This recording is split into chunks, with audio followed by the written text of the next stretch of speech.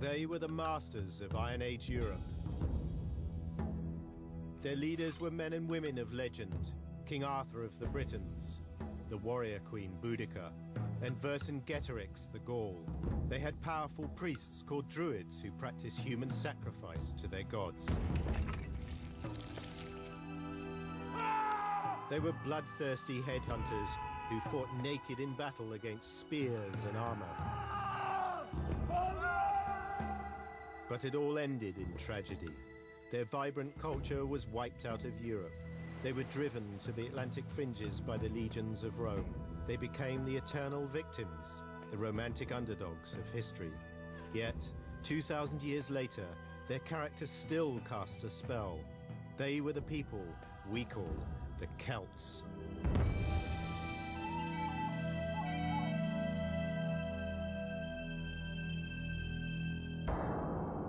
But how much is myth and how much is true?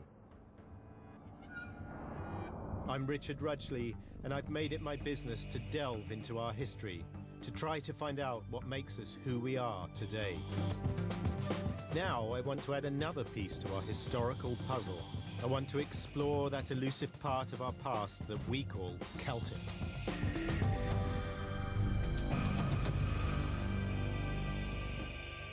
Even after 2,000 years, a mythical Celtic world still grips the popular imagination. But I think very few people understand who the Celts actually were or what their legacy truly is.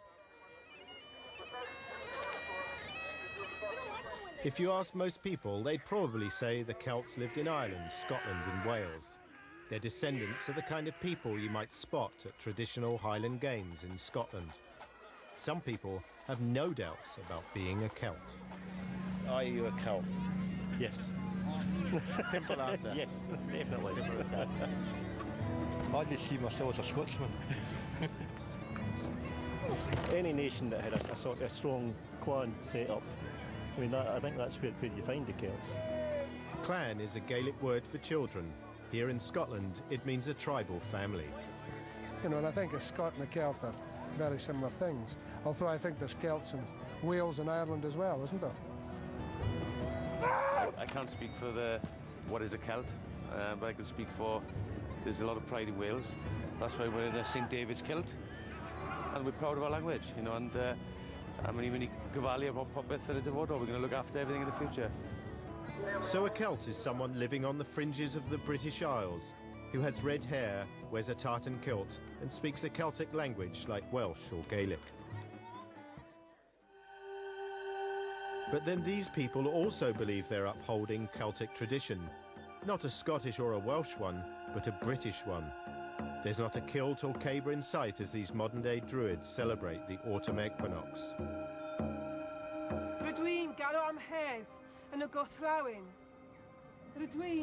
I feel that Celtic is a culture that was absorbed by the people of this land during the Iron Age.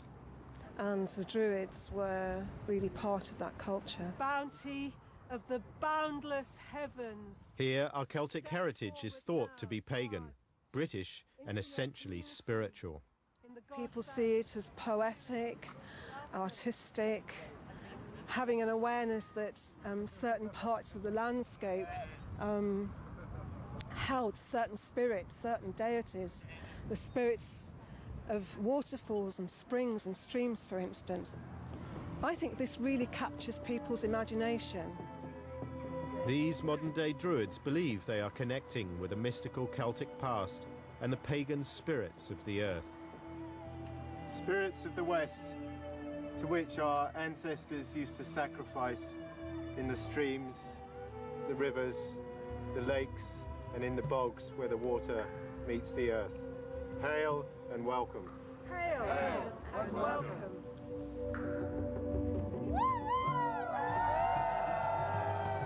But hang on, before we buy into this idea of the Celts as simply pagan, let's not overlook the X factor. In Ireland, possibly the place we most associate with the Celts, there's a whole other Celtic legacy, not pagan, but Christian. And if there's one thing that really shouts Celtic, it's a priceless treasure locked away in Trinity College, Dublin. It's very much a Georgian building. Now, the first floor there is called the Long Room, and it houses one of the most beautiful and indeed valuable artifacts from the early Christian period. It's known as the Book of Kells. Now, the Book of Kells is basically a transcription of the four Gospels, but it's decorated in a very ornate, high Celtic style. Made by Irish monks in the 9th century, the Book of Kells can still stagger us with its beauty. Its swirling patterns and intricate knotwork define the very look we recognise today as Celtic art. A style now so familiar that it's a Celtic cliché, seen on tea towels and jewellery across the world.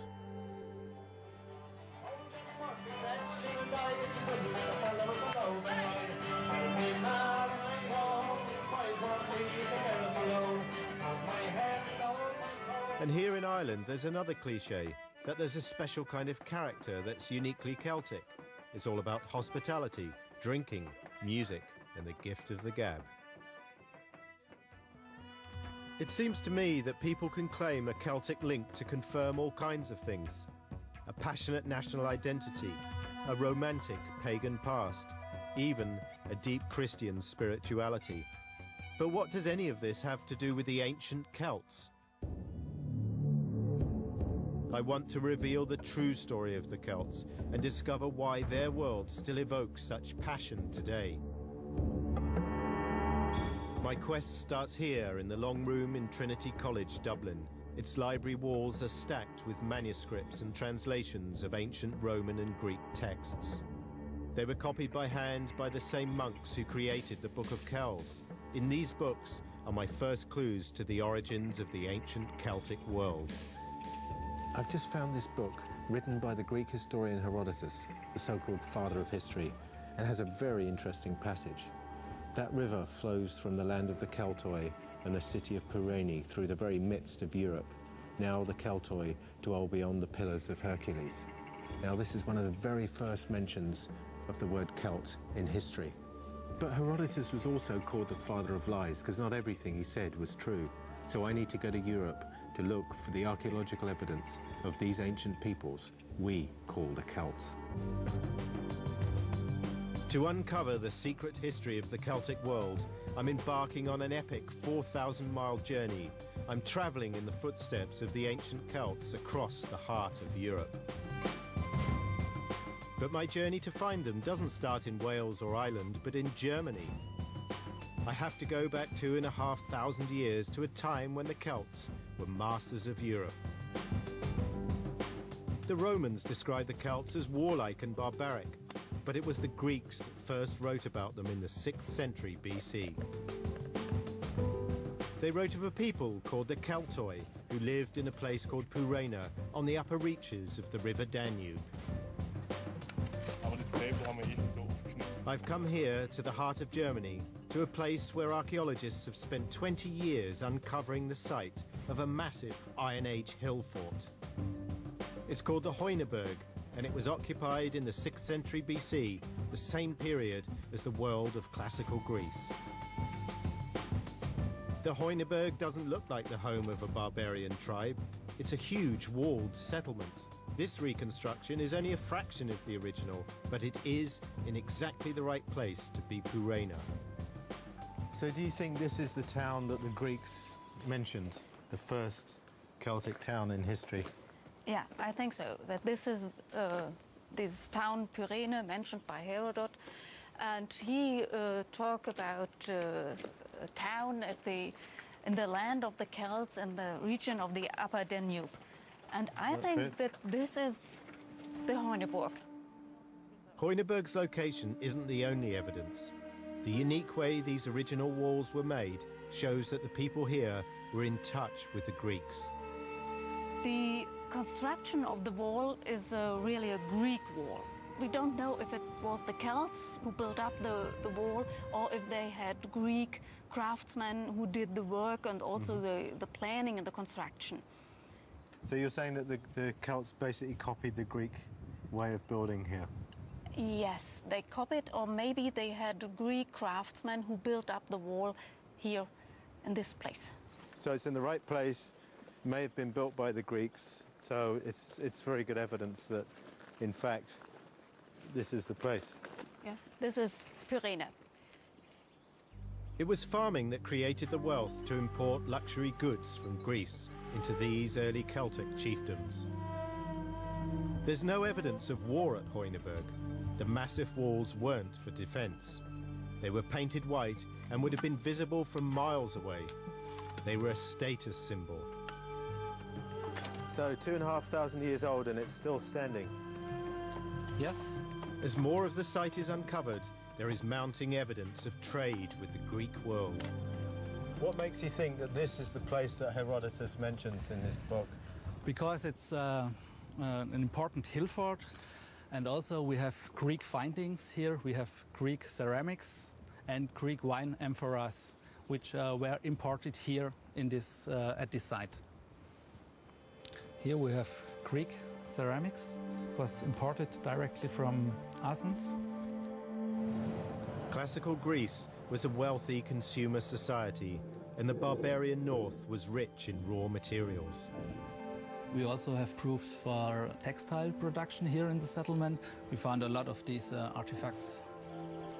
It's used in spinning. Yes.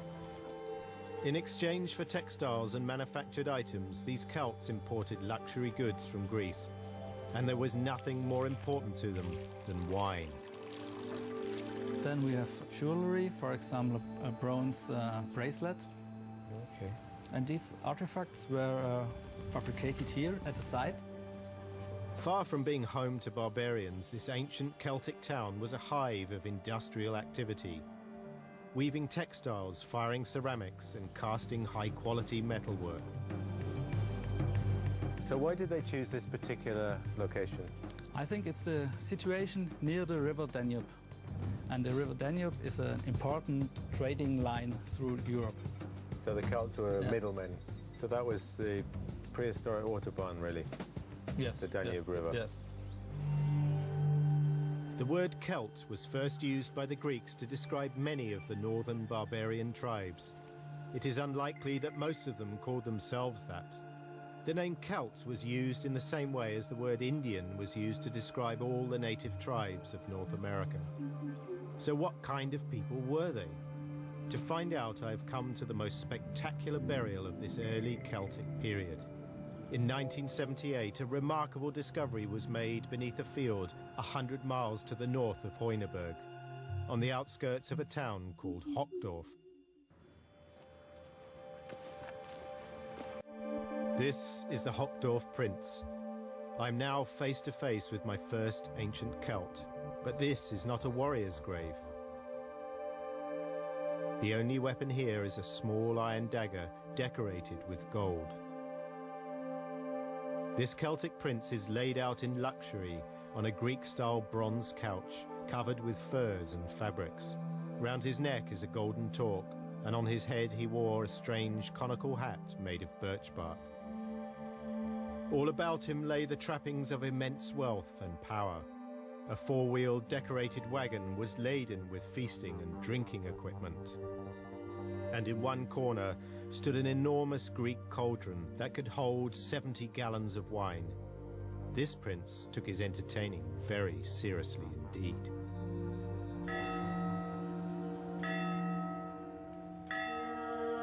This spectacular array of goods and equipment gives us a unique portrait of the life of an ancient Celtic prince. The deceased chief was laid on this chariot and was carried into his tomb. And this iron masterpiece is really unique. They were really very, very elaborate in blacksmith working. What can this breathtaking grave tell us about the early Celtic world in Central Europe? Well, it tells us that he had international contacts, that he was part of these cultures around the Mediterranean world, that they could exchange ideas, that they could exchange goods. And all you can see here is signs of power as a chief of this tribe in Hochdorf. So it's really like a throne, except you lie down on it instead of sit on it. It's a huge bronze throne, or a throne where you lay on, as the Greeks did in this time. My first Celt isn't a headhunting warrior at all. He's a cultured diplomat, in touch with the most advanced people of the ancient world, the Greeks. He traded in Greek goods, and probably Greek ideas too. So what was it that made people like the prince rich? It was the new Iron Age. It was the iron itself. They were mining the iron, and with the iron started a totally new dimension in trading. So the Greeks? With the Greeks. So we can really say this is the beginning of the Celtic world in Central Europe. So I found the first Celts, the city of Purena and a Celtic prince, but neither match classical descriptions of barbaric Celts, nor do they seem to have much in common with our present-day notions of Celticness, except that the Hockdorf prince was clearly a bit of a drinker. Archaeology reveals that 50 years after the death of the Hockdorf prince, the old Celtic settlements of central Germany suddenly vanished. Something had changed. A new Celtic society was emerging, and power shifted to the west. To find the evidence, I have to head to the most famous Celtic site in Europe.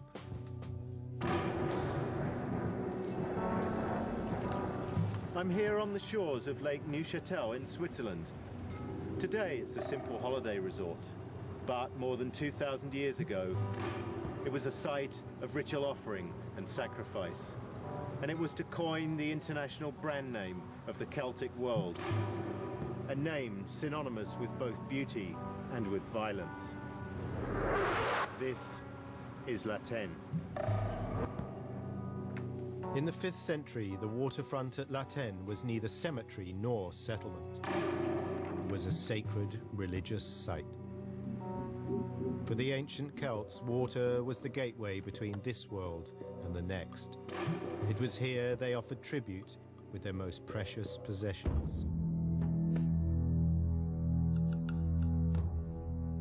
In 1857, a Swiss archaeologist stumbled on a huge hoard of Celtic offerings preserved in the muddy floor of the lake bed. More than 2,500 objects were recovered. They would make the name Laten forever associated with the Celtic world. So this is all from Laten? Yes, it's all from the site of Laten, hundreds of pieces of iron and tools in wood. The most striking feature of this new Celtic culture was the amount of weaponry, finely decorated with a distinctive art style. But the decoration here is very, very, very fine. Huh? The decoration is all these swirling lines. It's coming here. Is this the typical Laten style? Yes, of course, this is it. Curving lines.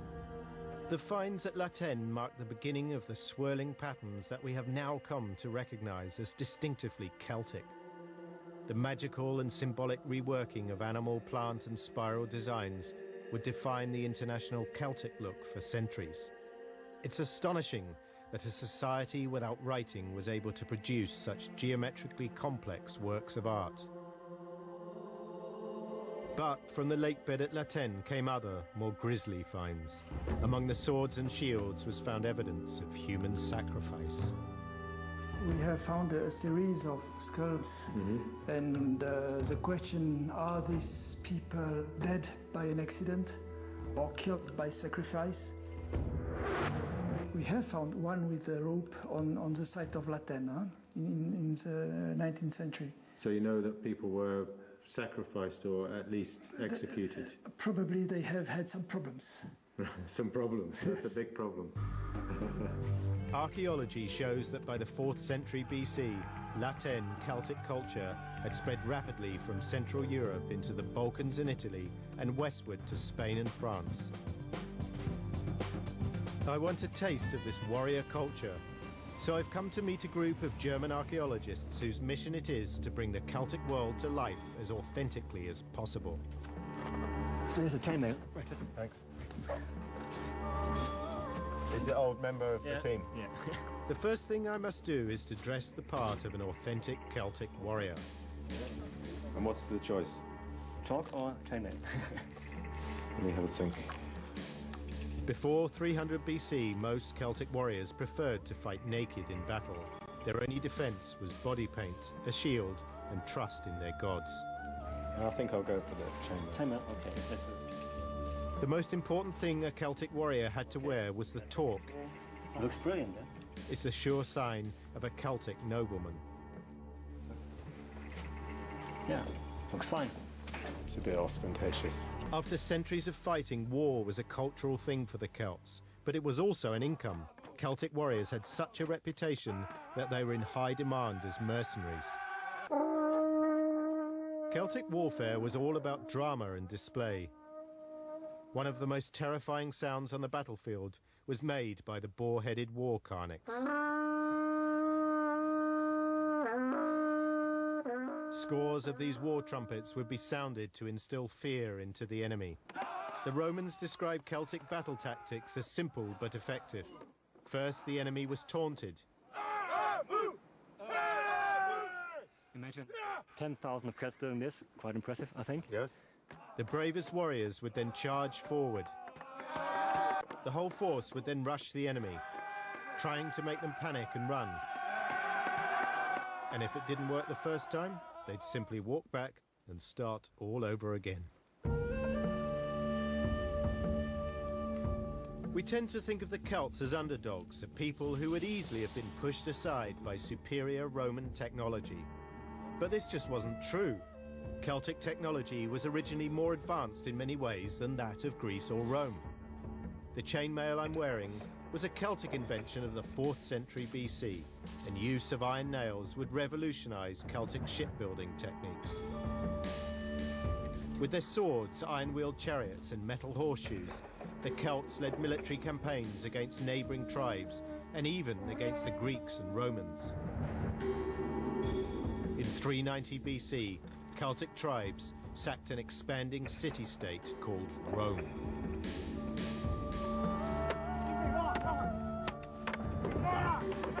The Romans would steal lots of ideas from the Celts, but there was one Celtic practice that really appalled them: headhunting.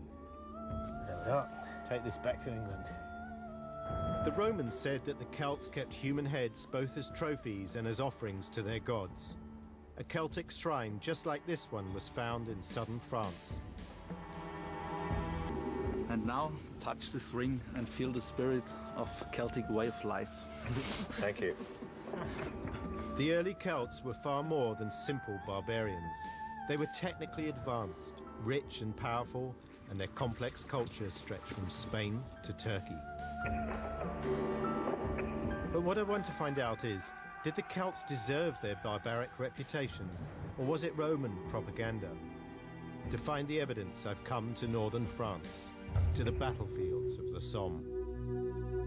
The landscape here is littered with the bones of thousands of unknown warriors from the First World War. And it was during that conflict that soldiers digging trenches at Ribemont stumbled upon the remains of a much earlier conflict. They found the bones of men aged from 15 to 40 years old, all bearing the marks of violent trauma. They had unearthed the Celtic War Memorial on the site of a battle in which thousands of warriors had fought and many had died. This was no ordinary shrine. And what it reveals gives us a remarkable insight into the Celtic world's attitude towards war and death. We can say that there were hundreds of warriors killed. More or less 500 died. It was a huge battle. The battle was fought around 280 BC between two warring Celtic tribes. The defeated warriors were a Brittany tribe called Armoricans. The victorious warriors were called Ambions. That's to say, a Belgian tribe. In the 3rd century BC, Europe's Celtic tribes were jostling for territory. Despite the culture they shared, they were much more likely to be fighting each other than cooperating. There are hundreds of slain warriors here, both victors and vanquished, but there is something missing. There are no heads, there's not a single skull amongst the thousands of bones. Is this evidence that what the Romans said about beheading was true? We have in Ribemont found some neck vertebrae which show signs of cutting by a knife. which is evidence of beheading. Qui ont amené donc ce découpage de la tête. At Ribermont, no skulls remain because they were all taken back to the victors' villages as trophies and memorials. What puzzled the archaeologists was not just the beheading, but the curious way the bones were scattered on the ground. A ritual had taken place after the bodies were decapitated. Alors ici, ce sont les... They were transported from the battlefield and displayed as a Celtic war trophy above the ground for several years. Pendant plusieurs années. The headless bodies of the vanquished were hung with their weapons on wooden frames. When they had rotted and fallen to the floor, the bones were crushed and burnt. The bodies of the victors' dead were treated differently. Their bones were neatly stacked together to form an altar. Et cette construction, nous l'interprétons comme une sorte d'autel. And we think that this construction represents a kind of shrine built from crisscrossing human bones. Then the ashes from defeated warriors' corpses were placed in the center of the altar in order to honor their gods. It's little wonder the Romans were horrified by such savage practices. But to the Celts, it all made perfect sense. I think that the Celts were not savages or barbarians. Quite the opposite, in fact. In fact, Celts were very religious. They treated the remains of their enemy with the same religious respect that they treated their own warriors' corpses. The discoveries at Ribermont confirm that the Celts placed a spiritual value on the human head. What the Romans thought were savage acts of brutality were actually part of a complex religious system. Archaeology shows that by 200 BC, Gaul had stabilized. The Celtic tribes had put down roots and had begun to build permanent towns. I've come 300 miles south to Courron. This was home to another powerful tribe called the Averni. Excavations here are revealing evidence of a highly complex culture. A society still obsessed with human sacrifice, but now becoming entwined with power and politics. Although it looks like we're going to have a party, I've actually come to Courron to reenact a sacrificial beheading. It's the best wine we could find. Yeah. But it won't be a human victim, it will be a wine emperor. So we're doing a bit of experimental archaeology here, going back over 2,000 years, and I'm going to do my first wine sacrifice. Courron was a meeting place for Celtic tribes in Gaul. It was here that diplomatic gifts and favours would be exchanged. Evidence of this lavish hospitality is scattered everywhere. We've got many amphora pieces, each amphora about 20 liters, and on the whole site we've got thousands of them. How did they get all this wine? What did they exchange for the wine? Ancient text says 1 amphora, 1 slave. That's quite expensive wine, isn't it? It's very expensive. That's human life. The Celts, unlike the Romans and Greeks, drank their wine undiluted. Greek and Roman traders were horrified by this practice. That's really barbarians that not mix wine with water. Wine was precious because it symbolized a blood sacrifice. But how exactly do you sacrifice wine? We can see that smash with the sword. With a sword? Amphora were sacrificed. So they didn't just take the cork out? No. That's a substitute for human sacrifice, because when you decapitate the amphora, the wine comes out like blood, like animal or human blood. At special feasts, the floor of the sanctuary at Courron was strewn with decapitated amphorae, scattered around sunken pools of wine. As serious drinkers, the Celts brought hospitality to new levels of endurance. But Courron wasn't just for parties. It had a serious function as a place of diplomacy and politics. Here, they even minted their own currency. A wine amphora hasn't been sacrificed on this site for over 2,000 years. Until now. Right here. Okay.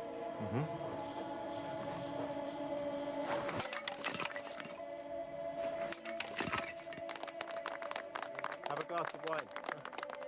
In the Celtic world, nothing is quite what it seems. Headhunting and sacrifice weren't simply evidence of Celtic brutality. They were part of a complex religious world. For the Averni tribe, a blood sacrifice would soon become all too real when they chose to oppose the Roman invasion in 58 BC. From the ranks of the Averni tribe would come the Celtic world's most tragic leader, Vercingetorix the Gaul. At the start of the 1st century BC, Gaul was becoming increasingly Romanized. Centuries of trading had introduced a way of life not so different from the Roman. Just how sophisticated had Celtic society become? To find out, I've come north to Bibracte. Surrounded by its formidable ramparts, Bibracte was the capital of the Adwi. They were one of the most powerful tribes in Gaul. Well, Richard, we just entered Bibracte, just passing through one of the 15 gates of this very important town of the 1st century BC. Bibracte's 5-kilometre defensive wall was a huge engineering achievement, but it was more for show than practical defence. So, what does this tell us about the Celts? It tells several different things. Given the scale of this fortification, just 5 kilometers, 15 gates, it's huge. It shows that there was a high level of organization. So that means in this town there was an authority with enough power to force hundreds of thousands of people to build that. Bibracte was one of the largest and most complex settlements in northern Europe. It had an urban population of thousands and was, to all intents and purposes, a large town. Just a small selection of the recent discoveries at Bibracte, just to give you an idea of the range. So you see the face of a boar, like the one you can see on the carnix. It's probably a small-sized carnix. Oh, it's a spout for pouring wine. Wine, probably. What else? This is a brooch, a bronze brooch. It was used by the women just to fix their dress. The humble safety pin. Yes. Another piece, completely different. Pieces of pottery, and the style of decoration is very typical for this region. I think it's typical for the Aedui, who had the capital here. So it's the Aeduan style. So you're saying the pattern is like a tribal form of identity? Typically, yes. Each tribe in central Gaul had painted pottery, but with a different style. We can picture Gaul as a mosaic of tribes fast developing into fledgling states. So what does Bibracte tell us about the Celtic world? Well, very simply, that Bibracte was a proper town. So that means these Iron Age societies are turned just to become an urban civilization and to create proper towns with thousands of inhabitants, with quarters, with public activity, with residential quarters, and so on. I would say that the Gauls had a civilization which was as complex as the Roman one at the same time. The Adwi were a powerful tribe, but a showdown with the expanding Roman Empire was becoming inevitable. So Vincent, how far up are we? 820 meters over sea level. You can imagine that Rome is just somewhere, in the fog in the distance, not so distant from here. How much the Gauls shared a common Celtic identity would be tested by a Roman invasion. It was in Bibracte that Vercingetorix was proclaimed head of a loose confederation of tribes in an attempt to unite against Julius Caesar's legions. The Gauls would not face the Roman army in open battle. Instead, they adopted hit-and-run tactics. After 6 years of skirmishing, Vercingetorix made the mistake of regrouping his forces at the hill fort at Alesia. It was here Caesar would finally confront these Celtic tribes in 52 BC. Today, all that's left of Alesia are the ruins of the later Roman town. Yet the site still reveals something of what the victor felt about the vanquished. This is a bronze figure made by the Romans and discovered here at Alesia in 1907. It's a dying Celt made of bronze. And I think images like this show the power not only of the Romans over the Celts, but the Celts over the Roman imagination. This is an image of a noble savage, despised at one level and admired on another. Alesia is the place of a turning point of the European history. On this place, in the autumn precisely of 52 BC, the Roman armies of Julius Caesar defeated the Gauls. Si t'arrives juste à enlever la main, stop. It is a compliment to the Gauls that Caesar chose to lay siege to Alesia rather than face them in open battle. He began by building 15 miles of ditches. So Vercingetorix was trapped on this site, which was a hilltop, with tens of thousands of his troops with him, and the Roman troops completely made a circle, a fortification all around the hill, on the edge of the hills behind us. Vercingetorix called for reinforcements, but Caesar built a second line of defense to guard against a Celtic counterattack.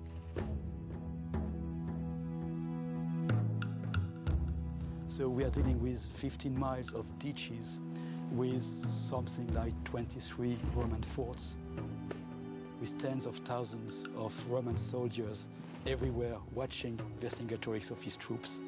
The showdown finally came when up to 250,000 Gauls rallied to aid their tribal cousins.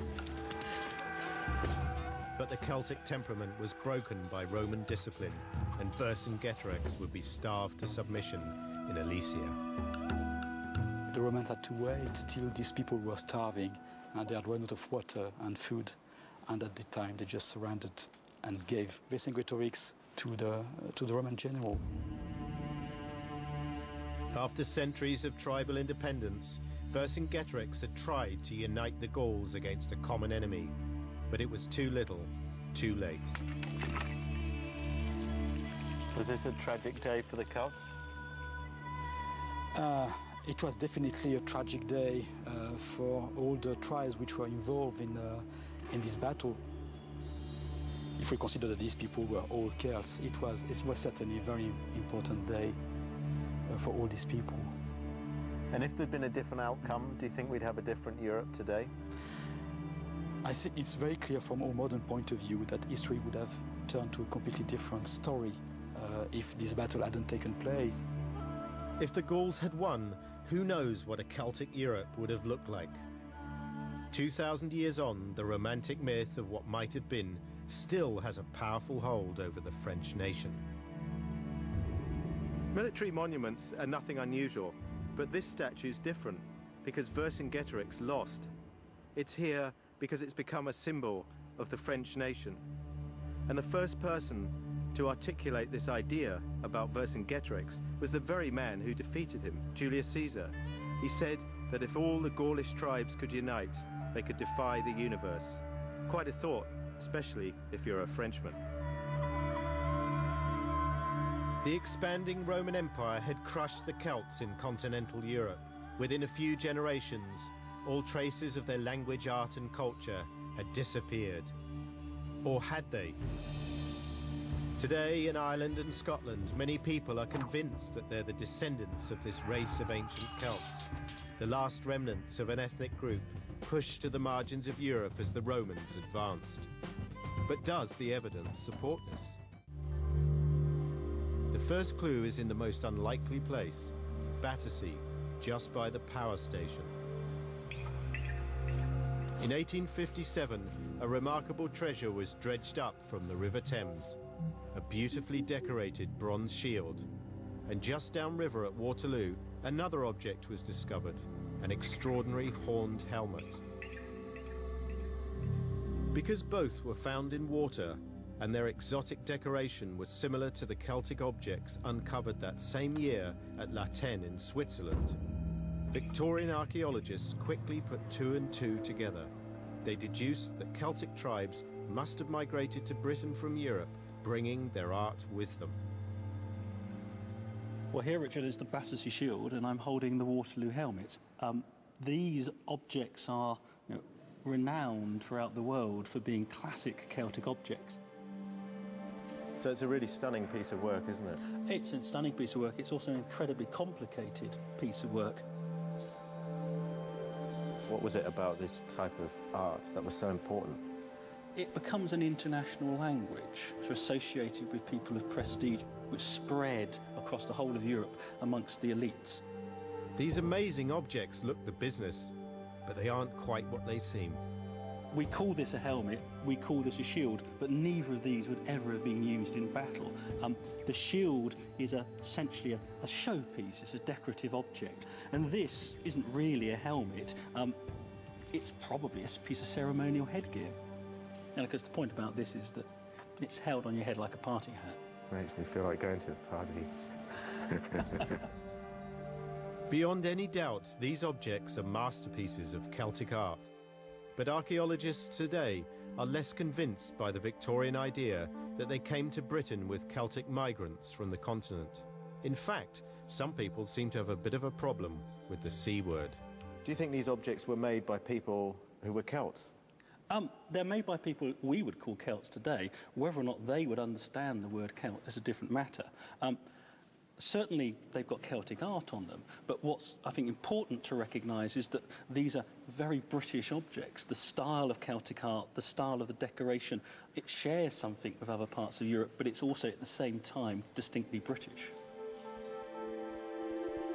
The helmet and shield are Celtic in style, but they weren't brought by migrating Celts. In fact, some of the finest examples of what we call Celtic art today were not imported. They were all made in Britain.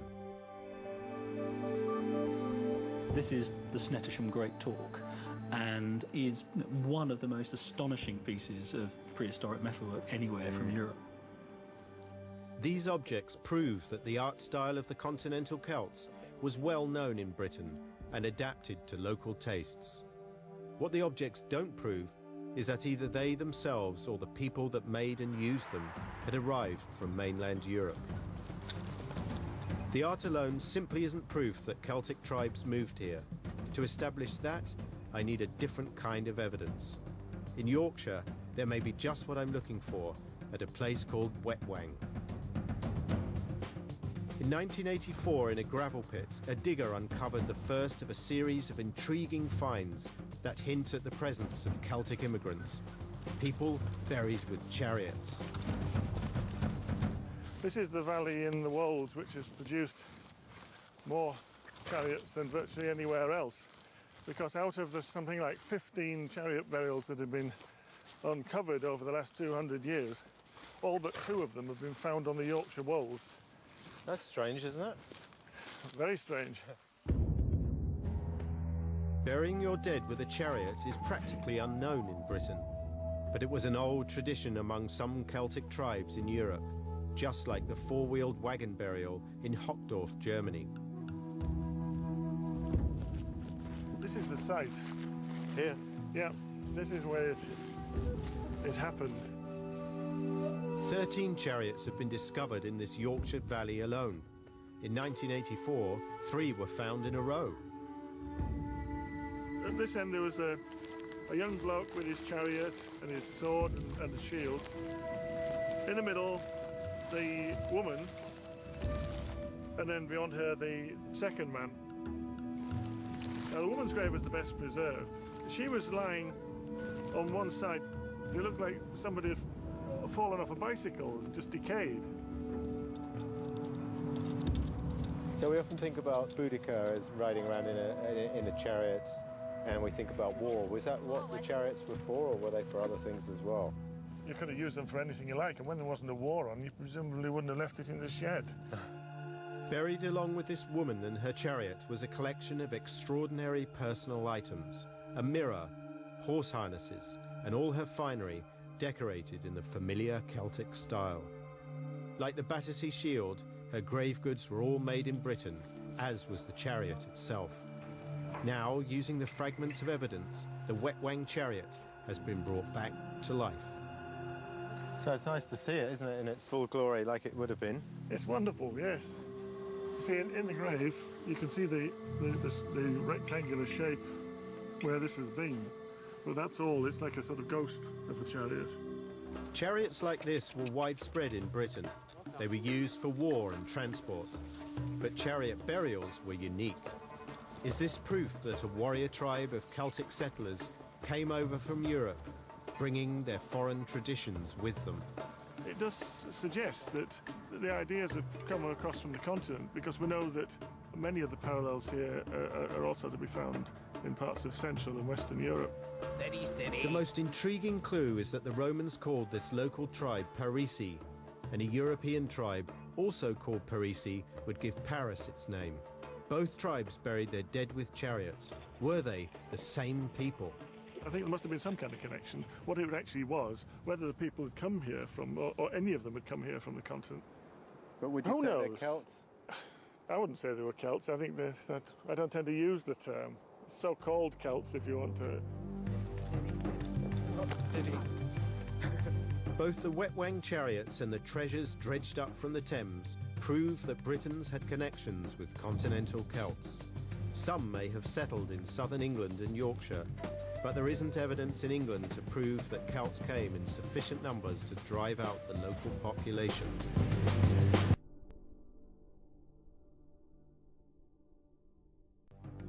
I'm on a journey to uncover the ancient Celts, to bring them out into the light after 2,000 years of myth-making. I found the earliest known Celtic town, not in the British Isles, but in Germany. And I followed the Celts on their journey through history. At Alesia in France, I stood on the spot where Vercingetorix the Gaul was conquered by Julius Caesar. His defeat marked the end of the Celtic world. Or did it? Today in Britain and Ireland, many people think they're the descendants of this race of ancient Celts, the last remnants of an ethnic group pushed to the margins of Europe as the Romans advanced. But does the evidence support this? My first problem is the Romans never called the people of Britain Celts, although they did say that the ancient Britons spoke a similar language to the Celts of Gaul. What about in Scotland, a nation we think of as Celtic today? I've come north to the Shetland Islands to explore one of the largest and most mysterious monuments of Iron Age Britain. It looks like a modern cooling tower, but this is an ancient broch. The ruins of more than 500 survive in Scotland today. They're the most dramatic evidence left by the people who lived here in the Iron Age. Musa Broch is the only one still intact. Good to see you. This is amazing, isn't it? Yeah, this is the best broch in the world. And in our Shetland Islands, this is the equivalent of the Great Wall of China. This is our most stupendous archaeological monument. This amazing stone tower is over 40 feet high and built without an ounce of mortar. This is a dry stone building. It stood here for 2,000 years. You can imagine the gales that have afflicted it during that period. So what was the purpose of the broch then? For the past 25 years, archaeologists have imagined that these buildings were farmhouses. I don't believe a word of it. This is a fortification. Oh wow, look at this. It's even more impressive from inside, isn't it, than out? Yeah. Wow. The interior of this broch would have had its own timber furnishings. It wouldn't have looked bare and unfinished in the way that it does today. It's only when you get to the top of the stairs that you realise what the building was for. You can imagine how commanding this building would have looked to anybody who was arriving from offshore. Absolutely. They must have had a great view. They could survey the whole area. They could see attackers coming from a long way off, prepare themselves. Yeah. And they certainly left their mark. They are by far the biggest things that were built here until the 20th century. The brochs were built long before the Romans defeated the Celts in Europe. Were they built by Celtic migrants to Scotland? It looks to me as if the people who built these things were an Iron Age people, presumably a Celtic people, who made their presence felt in a big way in the north of Scotland. Whether they called themselves Celts, of course, is an entirely different matter. This in itself is a real feat, but when you add on all the hundreds of others, you realise that some big cultural construction's going on here. Someone's building themselves a culture, and a very enduring one at that. But were the broch builders Celts? Brochs only exist in the north of Scotland, and there is nothing on the continent remotely like them. Surprisingly, the evidence from England, like the Battersea Shield and the Wetwang chariots, seems more Celtic than Scotland. In fact, there's no evidence in Scotland at all to suggest waves of Celtic migrants from Europe settled there in large numbers. So what about Wales? There's plenty of archaeology in Wales that enables us to reconstruct what daily life would have been like in the Iron Age for ordinary people. It should be possible to see if there are anything in common between Celtic culture and the culture of Britain BC. Castle Henlith is an Iron Age hill fort, and these roundhouses have been rebuilt on their ancient foundations. These are attempts to reconstruct what was here originally. The most important thing about that to me is that when you go into them, you get a sense of place, a sense of sharing space with the people who lived there before. This is as close as you can get to life as it was lived in Iron Age Britain in the centuries before the Romans. Don't try and mess around with it too much, otherwise it'll just fall off. To build a roundhouse like this, you need lots and lots of resources. So the person who lived up here would be an important person, locally important. Now, I'm going to give him the blessing of one of our gods before he goes into battle, and he's going to be blessed by Tyrannus, the god of thunder. Right, and there are plenty of echoes here of the way European Celtic society was structured. Tribal groups, each with their own local identity, living in hill forts and fighting each other. Just like their continental cousins, they had formidable defences. We call those a chevaux de frise, and basically it's a series of small stones that are set up on end, almost like a sort of Iron Age tank trap. Well, your horse wouldn't want to come through here, would it? No, no. Not at all. Well, you wouldn't want to run through here either.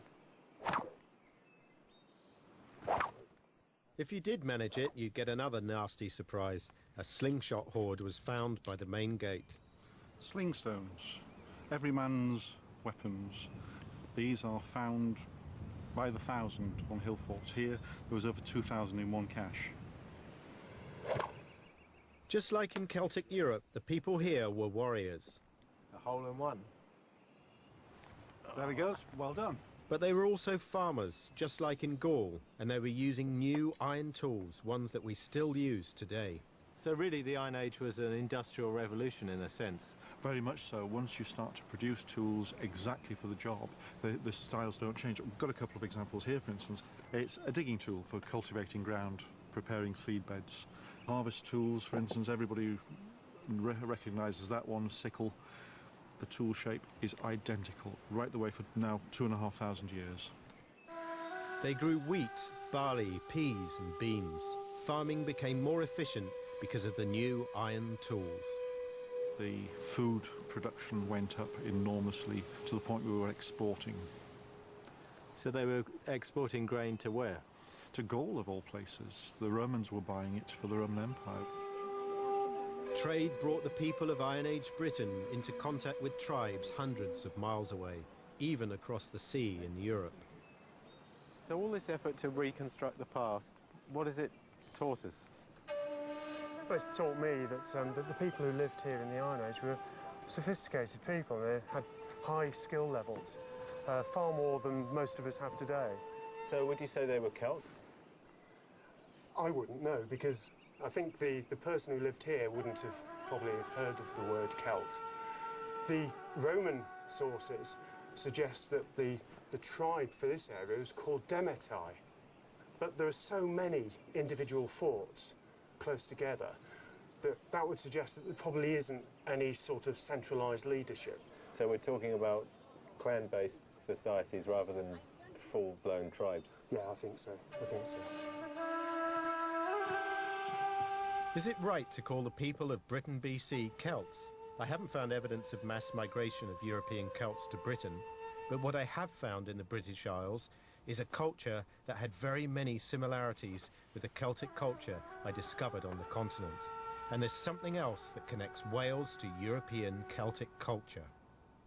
I mean, I feel Celtic as a Welshman, but I don't feel that Celticity can be drawn from the Iron Age necessarily.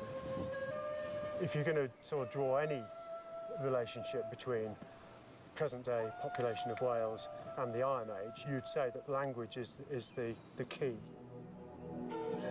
Today, 2 million people in Britain and Ireland speak a Celtic language. The greatest number are Welsh. If we listen hard, can we hear a distant echo of Britain talking 2,000 years ago? I've come to Aberystwyth to find out if the Welsh language can help me make an even stronger connection between the peoples of the British Isles and the Celts of Europe. Richard, this is a map showing the Roman period and before tribal names and place names across Europe. There's the Iceni here, Boudica, and so, yeah. Over here, there's Demetai. And again, Castellhenllys. Yeah, Castellhenllys is there. Up here, you've got the Cornovii, right in the north. That's a horn of land, and corn means horn in Welsh. Of course, the same corn you get in Cornwall, another horn of land. Before the Romans, there were many different tribes in Britain, but there was a common language that stretched from the Broch Builders of Scotland down to Cornwall. You've got one language being spoken in slight varieties over the whole of Britain, but it carries on over into France as well. You can see that some of the tribal names actually recur. For example, here you've got the Atrebates. They're on your side somewhere. Over here, yeah. That's right. Then we've got, up here in Yorkshire, the Parisii. Okay, this is the Wetwang chariot burial area. That's right. And exactly the same name as Parisii around Paris. Now, some of these names may be the same without meaning it's the same people. But say Parisii and the ones up here, they were both using chariot burial. So maybe they're actually the same people who migrated. Celtic languages on the continent died out with the Roman invasion. But there are surviving fragments of ancient Gaulish. Is it possible to compare them with the Welsh language and find a connection? Now here we've got some words in Gaulish on this side. That is the ancient Celtic language of France. And here we've got some modern Welsh words which correspond, thus to show the connection between the languages. Mat means good or lucky, and mat turns up in later Welsh as mard. There's a slight change, but it's still recognisably the same. That means lucky. Here's another Gaulish word, catus. That means a battle. Now that turns up as card in modern Welsh. So with Welsh and with Gaelic and a few other surviving remnants of Celtic languages, do we see the last vestiges of something which was once Europe-wide? I think we do. We're talking about a language which was spread with slight variations, of course, all the way from Portugal to the Black Sea and even into Turkey. But it's only survived on the Atlantic fringe. It's astonishing that the people of the British Isles spoke a language that was in use right across Europe. And yet there's little evidence that Celtic tribes migrated to Britain and Ireland from the continent. However, it is clear that the people of the British Isles shared culture and language with the continental Celts. And by that definition, the Iron Age people of Britain and Ireland could be called Celtic. In 43 AD, 100 years after the Romans had crushed the Celtic world on mainland Europe, they invaded Britain. How did the many British tribes react to the impact of the Roman invasion? Did the legions of Rome drive the Celtic tribes of Britain to the Atlantic fringes, where they became the romantic underdogs of history? Roman writings not only tell us that the people of Britain spoke a similar language to the Celts of Gaul, but also that they shared a powerful class of religious leaders unique to the Celtic world, Druids. For the Romans to break the Celts, they first had to break the power of the Druids. Druids were doctors, priests, scientists and philosophers, all rolled into one, and their power lay in the fact that they were the only class of people who transcended tribal barriers. I am the Druid Keeper of the Stones. My name's Terry. We were the philosophers of the Celtic peoples. We were there to try and answer the unanswerable questions, try and research things like stars in the sky and the waxings and wanings of the moon and eclipses. Modern Druids get their inspiration from Greek and Roman writers who tell us that the ancient Druids were powerful leaders who worshipped in oak groves and cut down mistletoe with golden sickles. But these classical sources also tell us something the modern Druid would rather forget. That the ancient Druids conducted savage religious rituals, including human sacrifice. Was this just Roman propaganda, or did it really happen? The answer may lie here, on the outskirts of Manchester. Lindo Common is a Cheshire peat bog and the site of an ancient crime scene. In 1984, a man's remains were found preserved in the peat. No one knew how long the body had lain there. Police forensics revealed that he died between AD 50 and AD 100.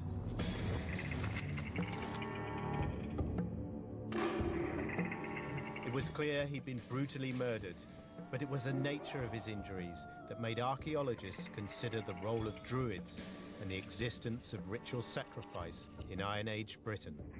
This is Lindo Man, who is perhaps the best piece of evidence we have for ritual killing in the Iron Age. So what makes you think he was ritually sacrificed rather than just murdered?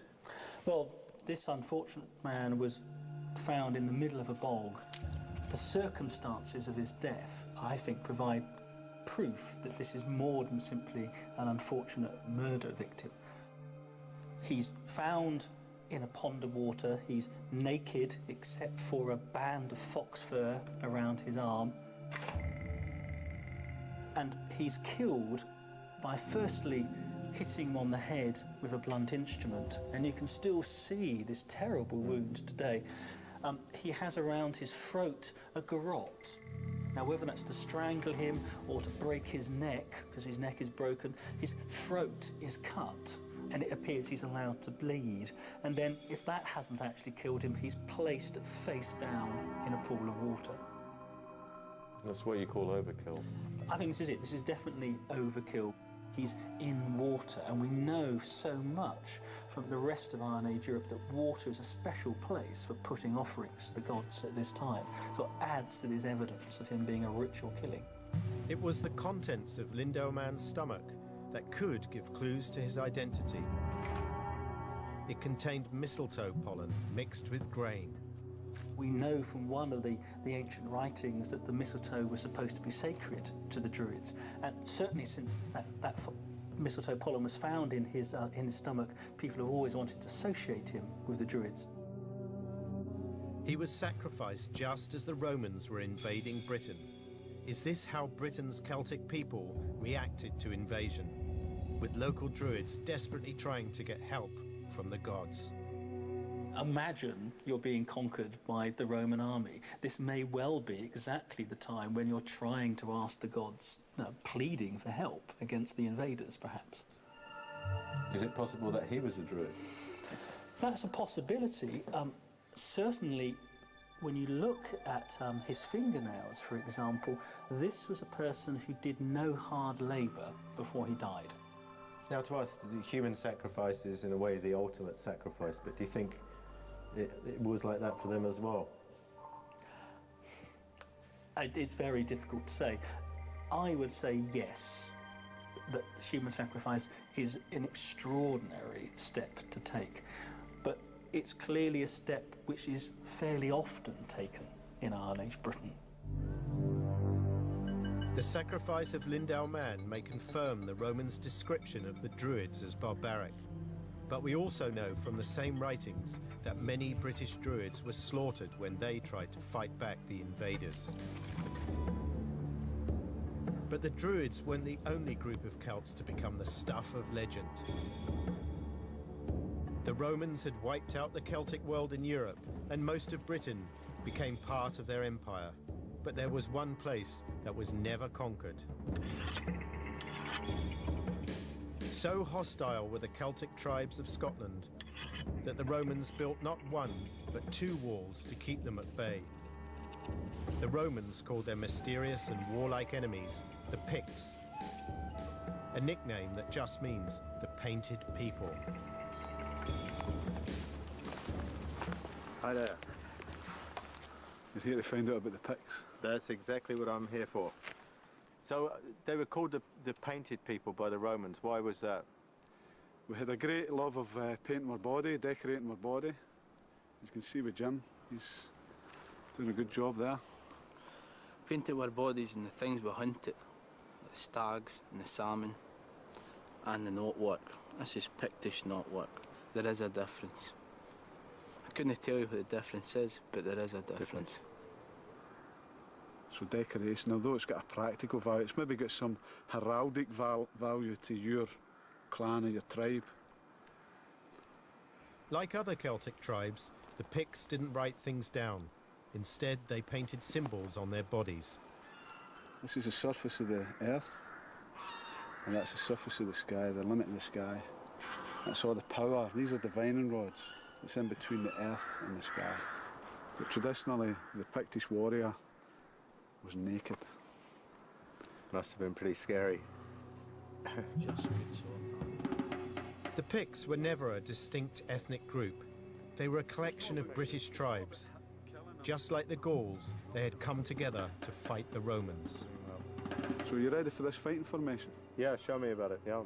We're going to position you in the front line of this formation. Hope you don't mind. I'll be the first to go, will I? No, you'll be fighting well. We'll keep an eye on you. While you're advancing forward, I will be protecting you. The chances are we are related, which makes me watch your back a hell of a lot. Aiming at feet and at faces. And if you've got the skill, up, under and throats. So if you're busy doing the business, I can come over and whack people, protect you also. This is a fighting system that survived thousands of years.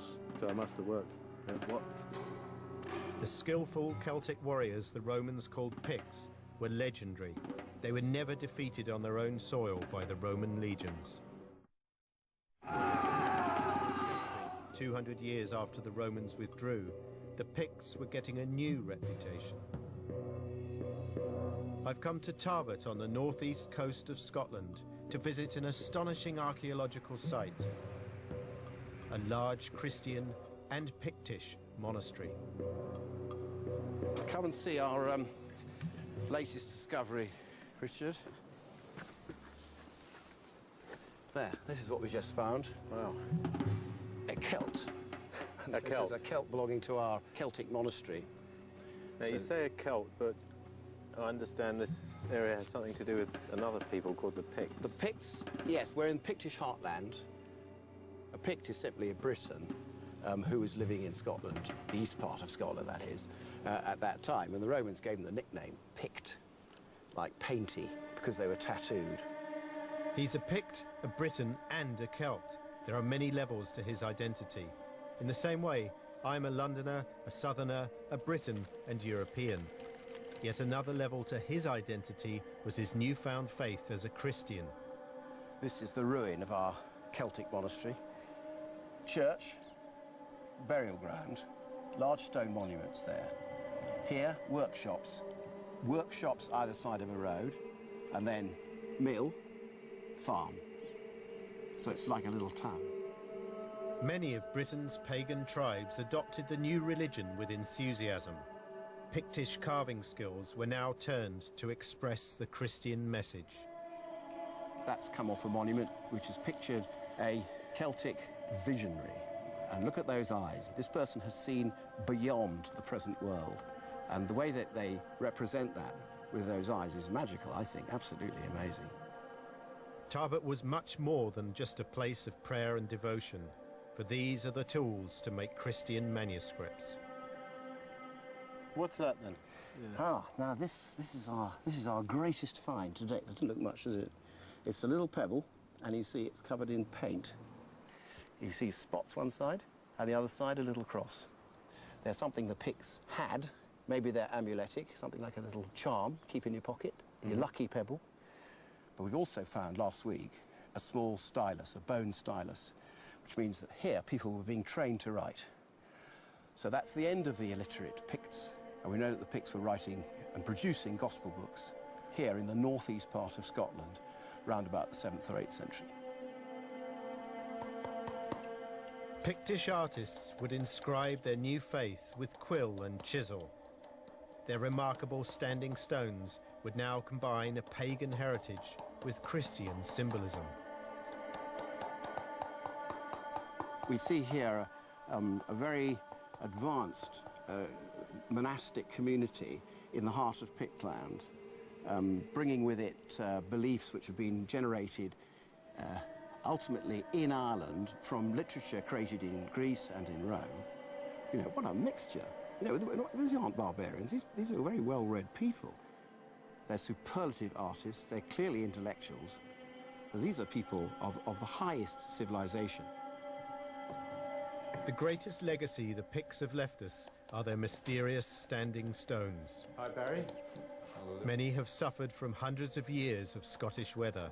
Now I want to see what they would have looked like, fresh from the stonemason's hands.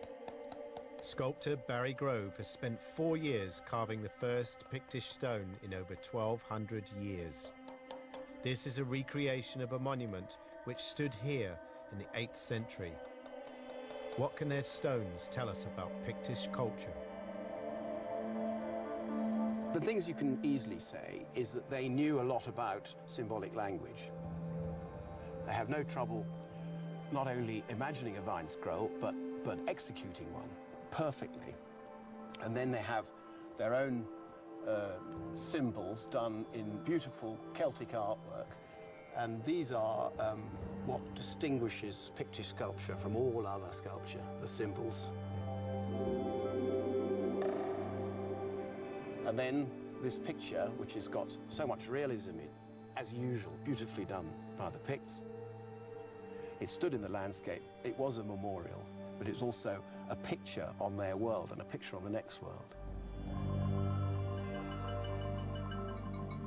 The Picts, once classed as painted savages, were far from that. In fact, they were highly skilled and intelligent, and they embraced an imported faith. Where did this Christianity come from?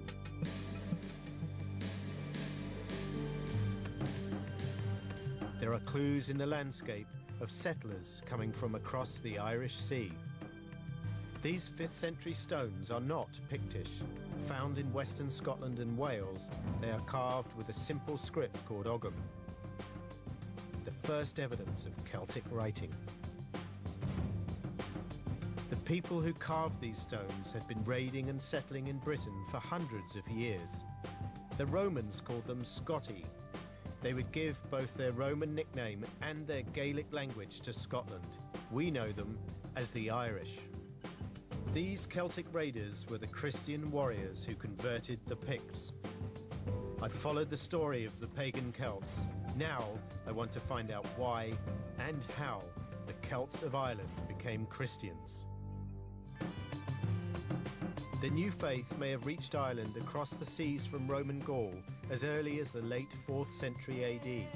So I've come to the west coast of Ireland to meet someone who can show me the influence the seaways had on the Celtic world, and to discover how the new religion reached these shores. Father Roth, Richard. Welcome. Hi. Thank you. We're going to go out there on the ocean for a while and fantastic. Have an experience of Celtic navigation. Sounds terrific. 2,000 years or 3,000 years or something like that. So. Made of hazel rods and cowhide, the curragh has been sailing the waters off Ireland for millennia. Would you say it's a specifically Celtic style of boat? That's what I think, yeah. It has survived then really only in Wales and in Ireland, like at the extremities of the Celtic movement, really. So that kind of helps the idea that it is very much a Celtic boat. The Celts of the British Isles were masters of the sea. Give it a bit of muscle, Richard. And far from being isolated from the outside world, people and ideas flowed back and forth. If you can work the oars, you're almost immune to the weather. It'll come in and out through surf. It feels really safe, and it feels safe in big seas. Celtic missionaries carried the gospel in these fragile boats. They could easily have sailed as far as Brittany, Spain, and the Mediterranean. The sea was the highway, so we see it as a barrier. My picture of the Celts is that you got to places from this shore to the shore. Yeah. And what about Celtic Christianity? How do you see that as different? Celtic Christianity is supposed to have come here through the Mediterranean. So you had a line from Egypt that brought Christianity to Ireland through sea routes, and this developed with a very strong connection with nature.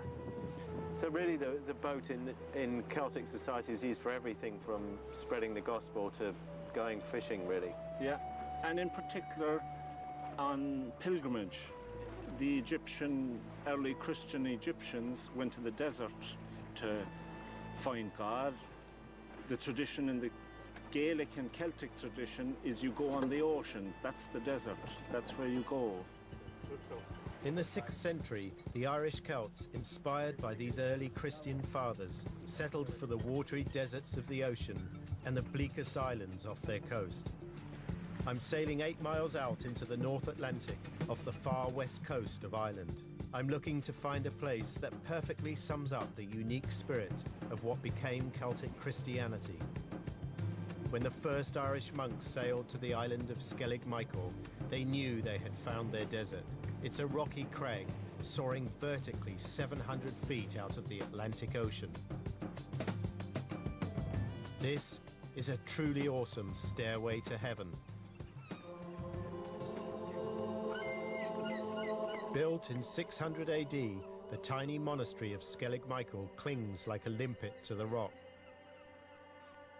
These beehive huts were home to a sacred community of Irish monks who, like their Druidic ancestors, worshipped in the wilderness. Why did they choose this place? I mean, it is a bit out of the way. It seems that at the time people were seeking to live in isolated places and to live monastic lives which were quite similar to those lived by the Desert Fathers in Egypt.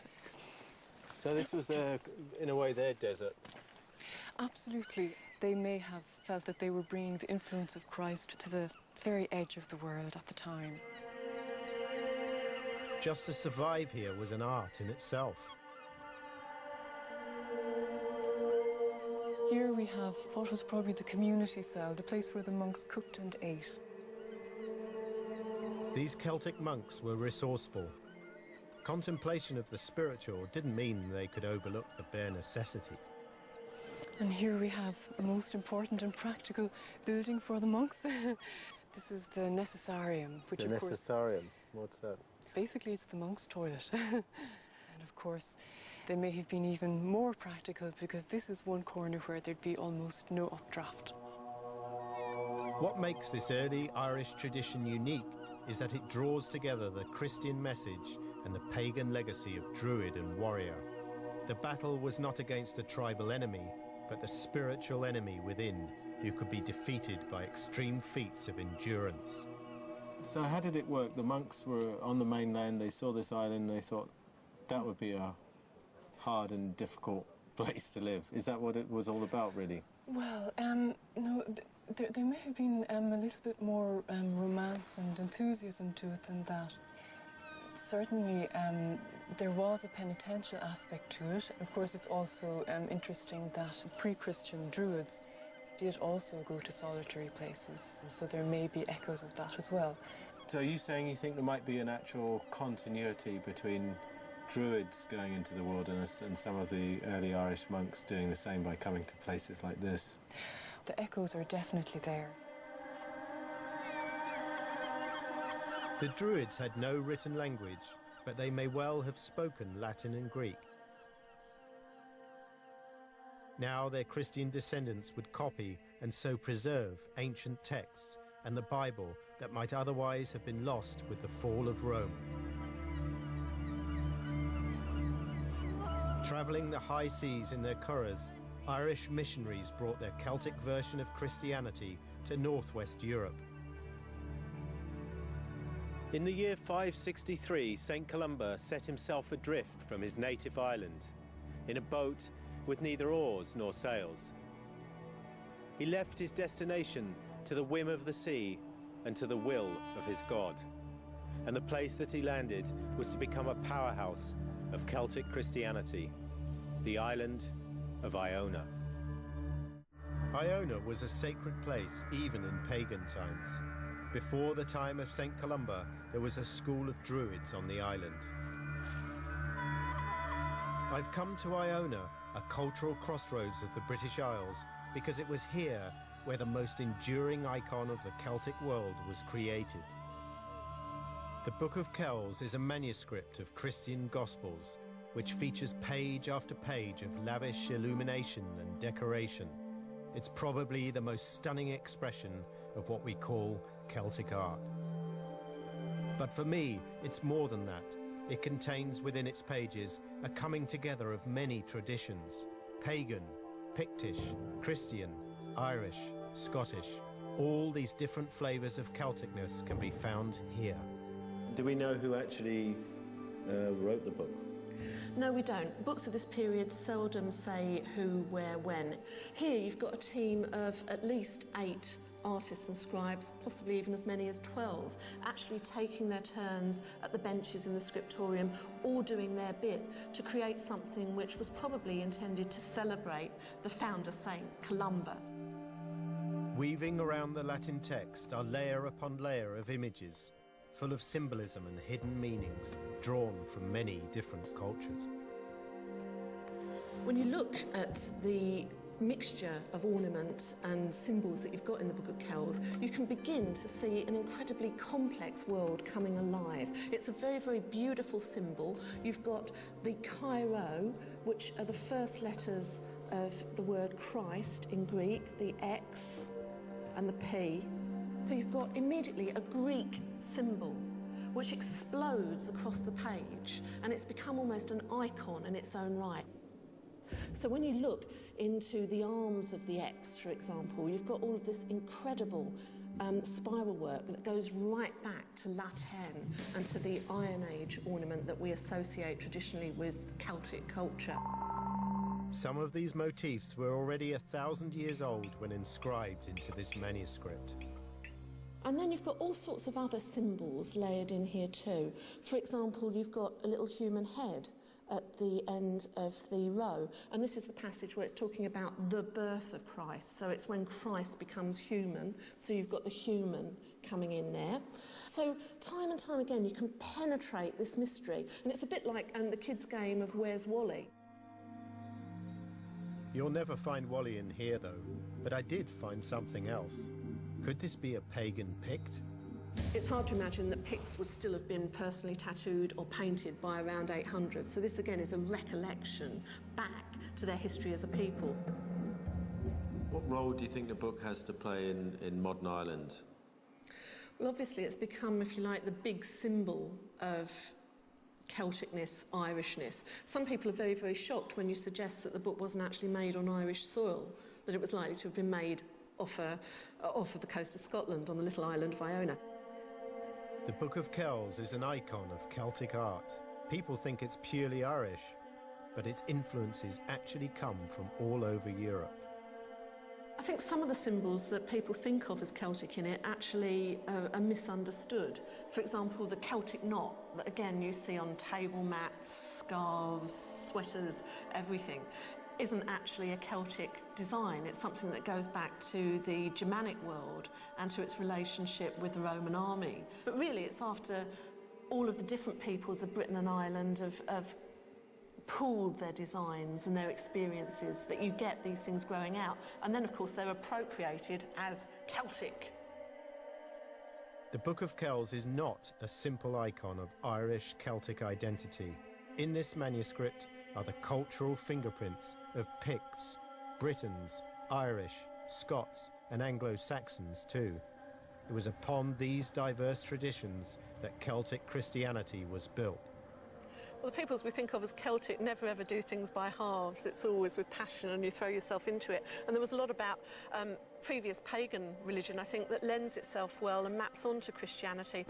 The idea of water as a source of life and of rebirth would lead straight to the idea of baptism, for example. The idea of heroes who would sacrifice everything on behalf of their people is something that appealed very much to both the gods and the warriors of pagan mythology. It's something that I think would have been often almost effortless as a transition, and you can imagine many Druids converting almost overnight and becoming monastic founders or members of communities. There's so many connections between paganism and Christianity that it's not really surprising that Ireland's Celtic icon is a cross. Christianity was a smooth transition rather than a break with the past. The descendants of the ancient Druids, the Irish monks, laboured in isolated monasteries transcribing manuscripts by hand. The Celtic world, long reviled by the Greeks and Romans, preserved the knowledge of the classical world and exported it back to Europe with Christian missionaries. The Celtic Church would be the link between the Dark Ages and the later medieval world that succeeded it.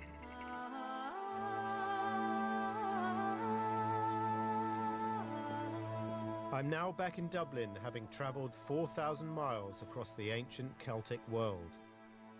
Today, Ireland proudly presents itself as a firmly Celtic country that still speaks a Celtic language. Ireland has to be the place to confront the final question. What makes someone a Celt?